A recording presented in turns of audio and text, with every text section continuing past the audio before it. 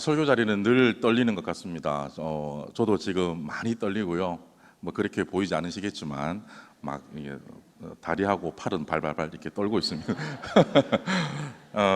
우리 서로 다시 한번 인사했으면 좋겠는데 그렇게 인사하실까요? 지난 한 주간도 참 수고 많으셨습니다. 서로 한번 그렇게 인사하시죠. 예. 그리고 한 번 더 인사하실 때 샬롬, 하나님이 평강으로 채우시기를 원합니다. 그렇게 인사하시죠. 할렐루야, 아멘. 할렐루야라는 말은 우리 너무 잘 아는 말이다, 그죠? 할랄이라는 히브리어 원어를 갖고 있고요. 할랄의 뜻은 칭찬하다 이런 뜻이거든요. 근데 이 할랄 동사 원형이 강세 명령형으로 바뀌면 할렐루가 됩니다. 그래서 찬양하라, 그냥 찬양하라가 아니라 극진히 찬양하라. 구약 성경은 시편은 그렇게 번역했거든요. 그래서 할렐루야는 우리가 잘 알듯이 여호와, 야훼이시니 할렐루만 해도 말은 되겠다, 그죠? 여호와를 극진히 찬양하라, 그런 뜻이죠. 여러분, 그래서 우리가 막 졸다가도 할렐루야 소리 들리면 아멘으로 화답하는 게 바로 그런 뜻인 것 같아요. 그래서 우리 여러분, 우리 안에 여러 가지 많은 상황들과 또 어려움들이 있을 수 있지만 그런 상황들을 뛰어넘으시는, 그래서 믿음으로 주님을 찬송하고 예배할 때 하나님께서 이 모든 것들을 해결하시고 그가 이루시네, 우리가 노래했던 것처럼 주님께서 이루실 것을 기대하시면서 한 번 더 할렐루야, 아멘. 그렇죠. 예, 말씀을 나누겠습니다. 아까 조금 전에 소개받았던 대로 김정일 목사입니다. 이름이 김정일이어서 놀라셨죠? 예. 초등학교 때였습니다. 초등학교 학년이 올라갈 때마다 이렇게 출석부를 부르죠. 부르는데 제 이름이 불릴 때마다 제 선생님들이 저를 이렇게 세우시는 거예요. 이게 북한에서 왔다고 이러면서 이제 이렇게 세우시기도 하고, 그러면서 뭐 너희 아버지 뭐 하시노부터 시작해서 다양하게 그죠, 물으시기도 하고 그랬습니다. 그래서 어린 마음에 아버지께 나중에 물었습니다. 아버지, 왜 이름을 이렇게 지으셔가지고, 그때만 해도 진짜 북한에 그분 살아 계셨거든요. 그래가지고 왜 이름을 이렇게 지으셔가지고 이렇게 학년이 바뀔 때마다 이런 곤욕을 치르게 하십니까? 그랬더니 저희 아버님이 말씀이 더 재밌으십니다. 내가 지은 거 아니다 이렇게 하시더라고요. 할아버지가 지으셨대요. 할아버지가 지으셨다 이렇게 핑계죠, 그죠? 그러시고 또 한편으로는 뭐라고 말씀하셨냐면 한자는 또 다르다 뭐 이렇게, 별로 설득력 없는 말씀으로 제게 설명해 주셨습니다. 그런데요, 그래서 이름을 한번 바꿔볼까 또 고민도 했었는데, 나중에 지금은 이름 바꾸는 게 쉽지 않습니까, 그죠? 그런데 보니까 하나님께서 이렇게 또 지으신 이유가 있더라고요.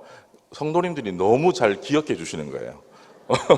저는 모르는데 성도님들은 막 기억하시고 불러주시고 막 그러니까, 또 하나님 그러라고 이렇게 만들어 주셨구나 생각하면서 적용하게 됩니다. 지금 당장 지워버리고 싶고 또 바꿔버리고 싶은 상황 속에 있을지라도, 그러나 하나님께서 주신 것 감사함으로 받으면 하나님께서 결국 그것들을 통해서 하나님의 큰 역사를 이루실 것을 믿습니다. 아멘. 오늘 본문은요, 열왕기상의 말씀입니다. 방금 우리가 본문의 말씀을 읽었는데요, 너무 잘 아는 말씀이죠. 엘리야와 또 바알과 아세라 선지자들의 싸움에 관한 이야기입니다. 여러분, 열왕기상은 영어 성경에는 킹스 이렇게 번역을 했거든요. 그러니까 왕들의 이야기인 거예요. 열 왕들의 이야기죠. 북이스라엘과 남유다의 왕들에 관한 이야기거든요. 그들이 어떻게 사역을 했고 또 어떤 일을 했고, 또 어떤 왕들은 길게 적혀 있고 어떤 왕들에 관해서는 몇 줄밖에 적혀 있지 않기도 하지만, 그러나 북이스라엘과 남유다의 왕들에 관한 이야기입니다. 그런데 오늘 우리가 다룰 아합 왕은요, 아합 왕은 북이스라엘의 7대 왕인데요, 북이스라엘의 왕들이 대부분 악하다고 평가를 다 받았거든요. 그런데 그 중에서도 가장 악한 왕이다, 가장 하나님께서 많이 진노하시고 분노하셨던 왕으로 알려져 있습니다. 우리 모두가 잘 알듯이 그 여왕이 이세벨이다, 그죠? 이세벨을 아내로 맞아서 바알 숭배의 앞장을 섰던, 그죠? 하나님을 섬기는 선지자들을 이세벨은 처단하기도 하고요, 그런 일을 했던 왕이 바로 이 아합 왕입니다. 그래서 여러분, 우리가 18장을 읽었지만 사실은 16장, 17장을 조금만 살펴보면 전체 이야기를 여러분 쉽게 이해하실 텐데요. 16장의 마지막 부분에 보면 아합이 북이스라엘의 왕이 되는 장면이 있고요. 16장 29절부터 33절 말씀 중에 이런 구절이 있습니다. 그의 이전에 모든 사람보다 여호와 보시기에 악을 더욱 행하여 심히 이스라엘 하나님 여호와를 노하게 했다. 아합 왕에 관한 이야기입니다. 그리고 17장에는요. 그로 인해서 이스라엘에 수년 동안 가뭄이 왔다. 17장 1절 말씀 보니까 중간에 이런 말씀이 있습니다. 수년 동안 비도 이슬도 있지 아니하리라. 그래서 우리가 잘 알듯이 얼마 동안 비가 안 왔나요? 3년 6개월 동안이나 비가 안 왔죠. 비 정도만 안 온 게 아니라 이슬도 맺히지 않았다. 이렇게 성경은 이야기합니다. 여러분 3년 6개월 동안 이슬도 맺히지 않으면 어떤 일이 벌어질까요? 여러분 멀리 갈 것도 없이 지난 여름 때 여러분 기억나시나요? 몇 개월 전이죠. 비가 몇 달만 안 와보니까 어떤 일이 벌어지나요? 산불이 나고요. 그게 진화하는 것도 너무 어려워지고 뭔가 조금만 바스락거리면 담배꽁초 불 하나에 불을 타고 산을 뛰어넘고 들을 태우고 가옥을 태우기도 하고 많은 피해 받는 사람들이 생겨나고 그렇지 않습니까?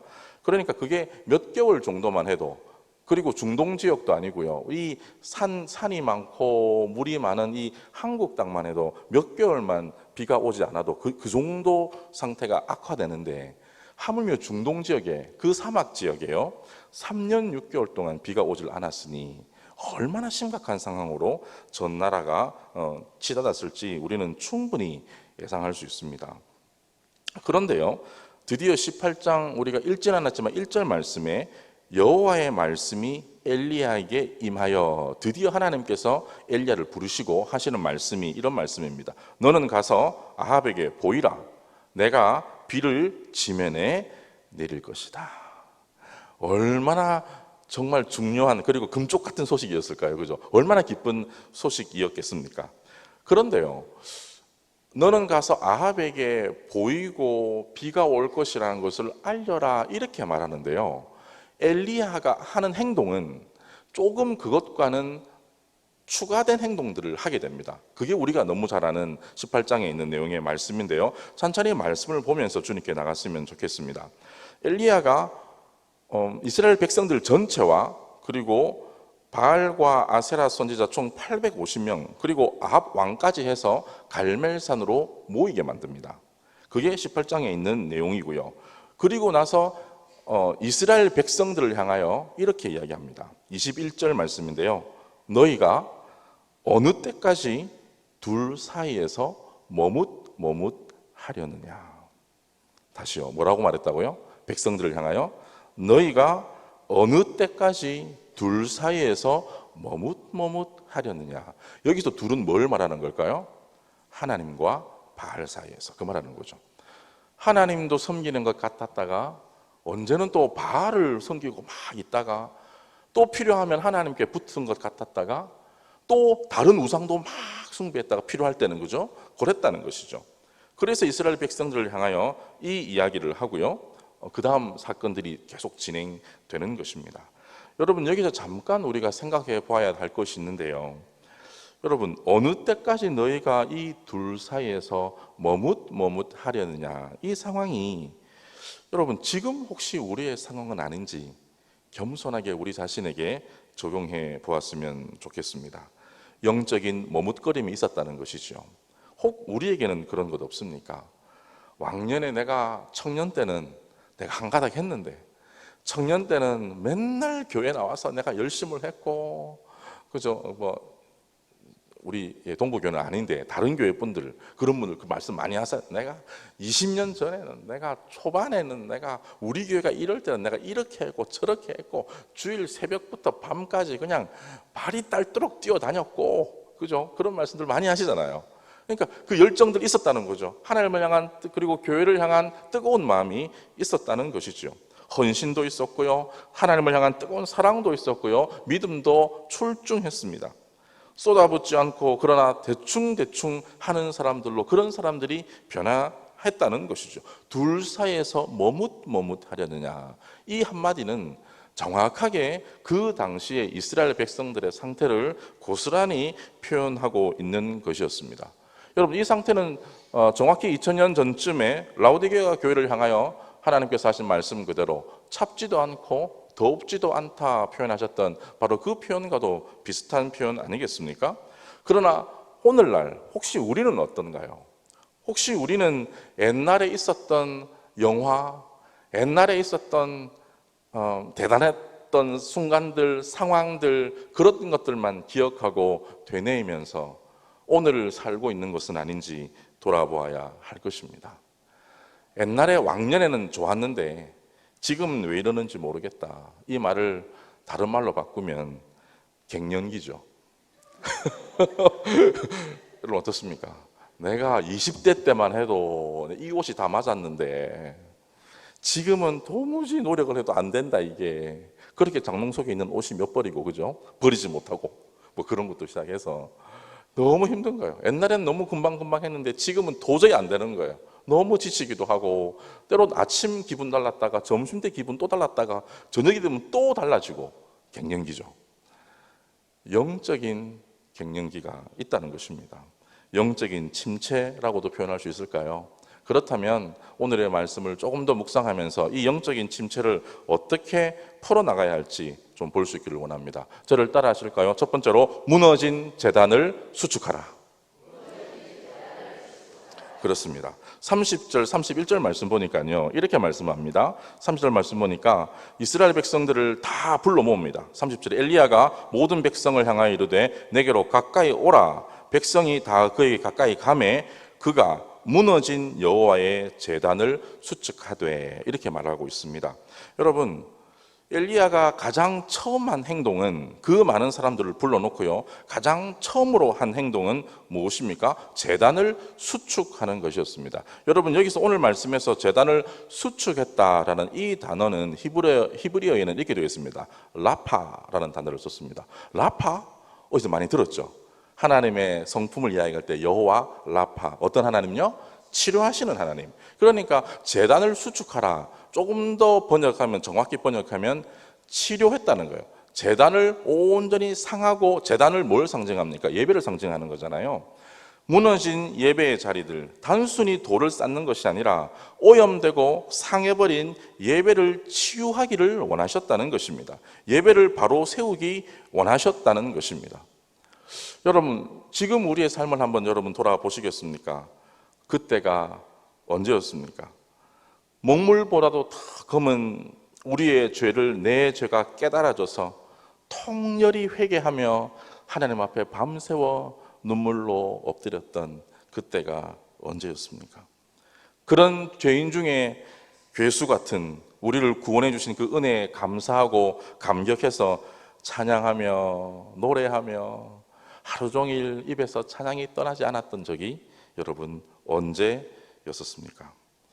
말씀 한 구절 한 구절이 나에게 주시는 부인할 수 없는 하나님의 말씀으로 다가와서 때로는 떨리기도 하고요, 때로는 흥분되기도 하고, 때로는 감사하면서 아침을 맞았던 그때가 언제였습니까? 사랑하는 성도 여러분, 우리 안에 영적인 침체기가 왔다 싶을 때는요, 다른 것이 아니라 예배에 집중해야 되는 줄 믿습니다. 예배가 회복되어져야 우리의 심령이 새롭게 일어날 수 있음을 믿으시기 바랍니다. 예배 회복이 그래서 먼저입니다. 여러분, 예배라고 하면 크게 두 가지로 나눌 수 있겠죠. 어떤 예배입니까? 우리가 너무 잘 아는 매주일마다 드리는 공적인 예배 모임들이 우리에게 다 있지요. 예, 맞습니다. 주일 예배도 있고요, 수요 예배도 있고요, 금요 기도회도 있고요, 새벽 기도회도 있고, 많은 공적인 예배들이 있습니다. 개인적인 경건의 생활도 다 포함되어서 마찬가지일 것입니다. 그것에 집중해야 합니다. 말씀을 읽고 묵상하는 것, 쓰고 적용하는 삶에 여러분, 우리의 삶을 다시 한 번 더 매진해야 되는 것입니다.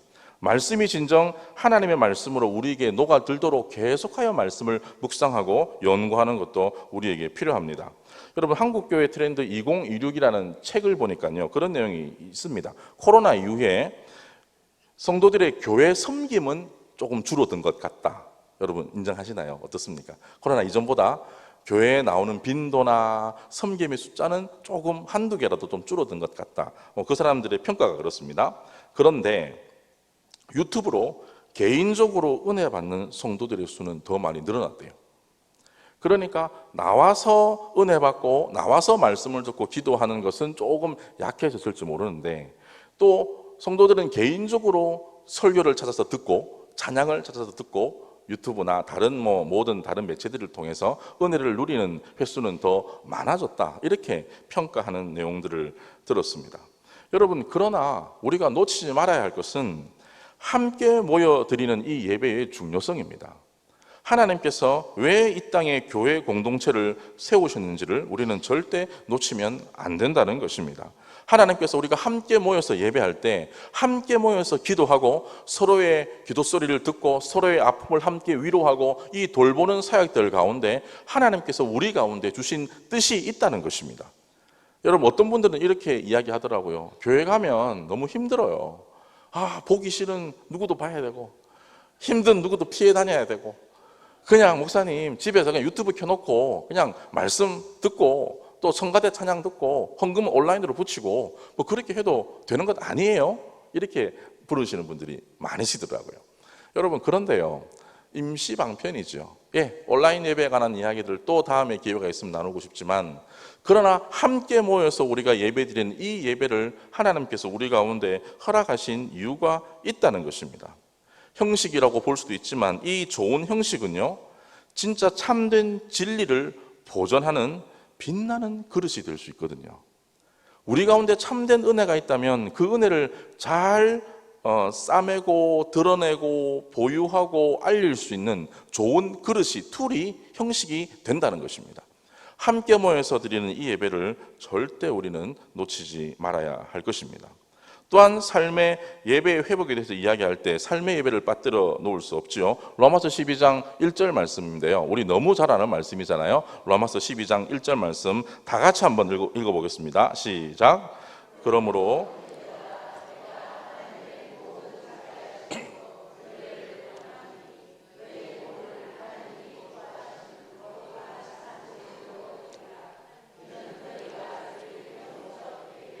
아멘.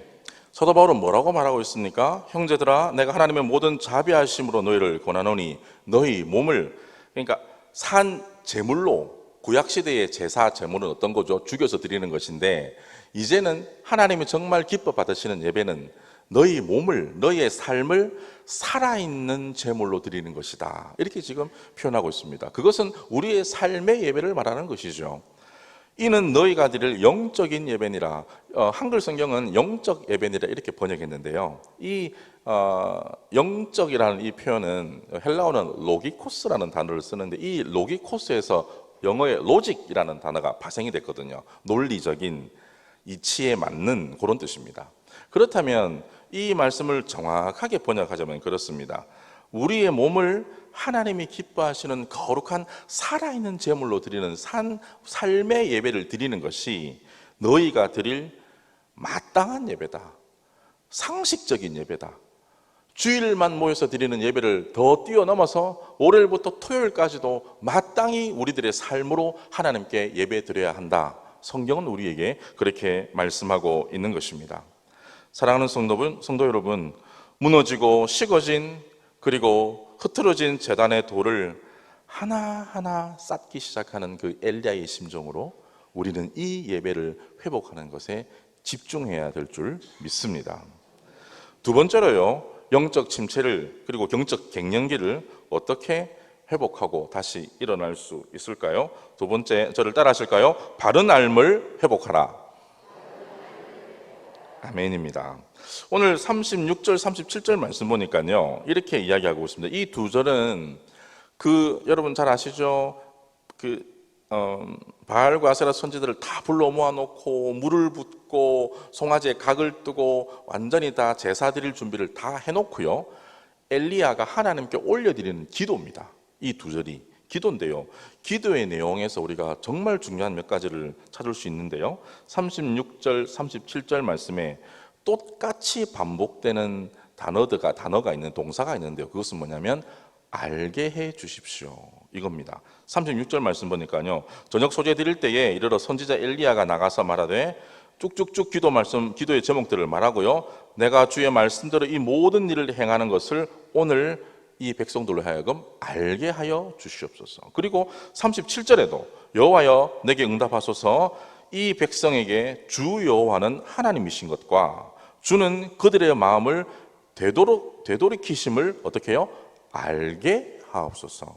그러니까 엘리야가 그 갈멜산에서 했던 기도의 핵심은 알게 해달라는 것입니다. 무엇을 알게 해달라는 것입니까? 백성들로 하여금 하나님이 어떤 분이신지, 그리고 내가 뭘 하려고 하는 것인지 알게 해 주십시오 라는 의미입니다. 사랑하는 성도 여러분, 성경에 나타난 알다라는 표현은 야다라는 표현인데요. 이 단어는 100% 사람이 체험적으로 아는 알매에 대한 단어입니다. 그러니까 이렇게 표현하면 좋을 것 같아요. 여러분, 조용필 아시죠? 바운스. 죄송합니다. 조용필 아시죠? 다 아십니다. 그죠? 다 아는데 알면 전화해가지고 나 좀 바꿔줄래? 에이, 그 정도는 모르지. 예, 이 두 가지 알매 차이가 뭔가요? 첫 번째 알면 그냥 멀리서 인지적으로 아는 거죠. 그런데 두 번째 알면 뭐예요? 관계가 있는 거예요. 개인적인 체험이 있는 거예요. 성경에서 말하는 이 야다라, 알다라는 단어는 100%가 이 두 번째 거를 말하는 겁니다.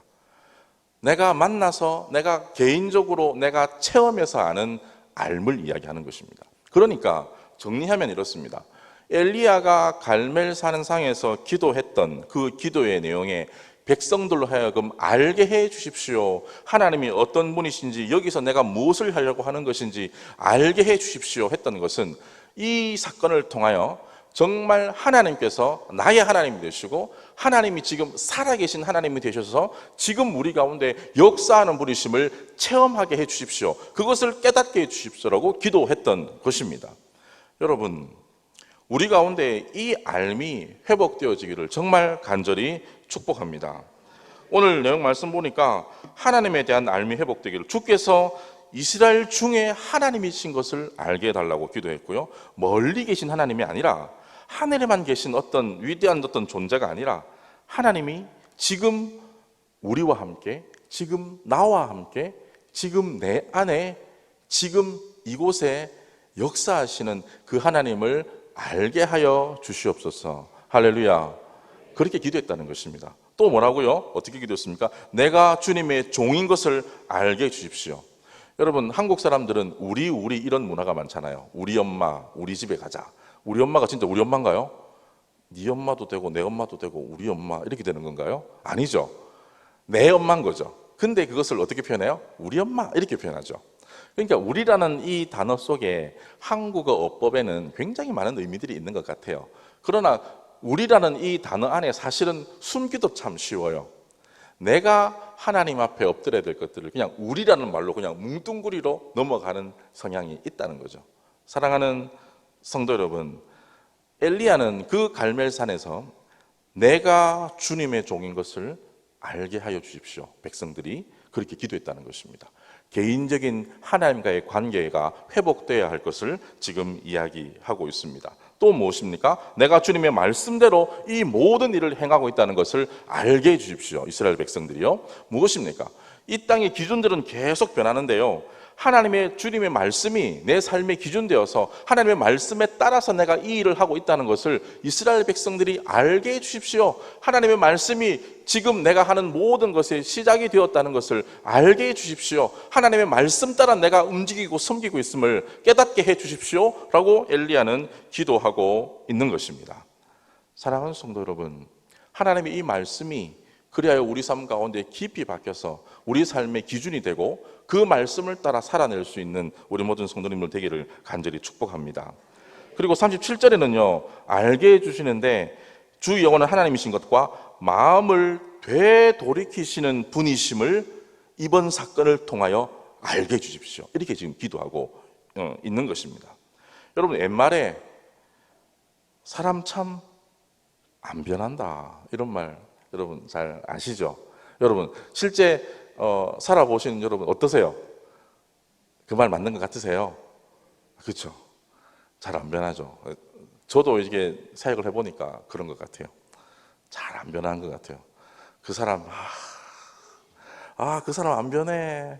이 사람은 절대 안 변한다. 예, 어느 정도는 맞는 말 같습니다. 조금 살아보니까, 저는 참 짧게 살았는데 살아보니까 그런 것 같아요. 그런데요, 거기서 끝나면 안 되는 겁니다.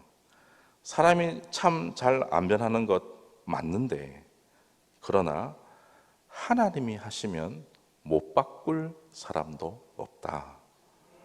아멘이십니까? 하나님께서 역사하시면 못 돌이킬 마음도 없다는 것입니다. 여러분, 오늘 엘리야는 그것을 위해서 기도하고 있는 것입니다. 갈멜산에서요. 하나님께서는 마음을 되돌이키는 분이심을 알게 하여 주시옵소서. 우리가 하나님을 섬긴다고 말하지만 정말 은혜 충만하고 성령에 충만하게 느껴질 때는 막 하나님을 향하여 열심을 내지만, 여러분, 때로 어떤 때는 그렇지 못할 때도 있잖아요. 때로 어떨 때는 내가 진짜 믿음이 있는 건가 없는 건가 그렇게 고민할 때도 있지 않습니까? 예, 저만 있나요? 그럴 때도 있지요.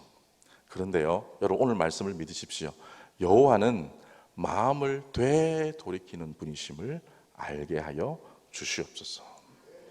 여러분, 하나님을 알게 되면 하나님의 백성들이 마음을 되돌리게 된답니다.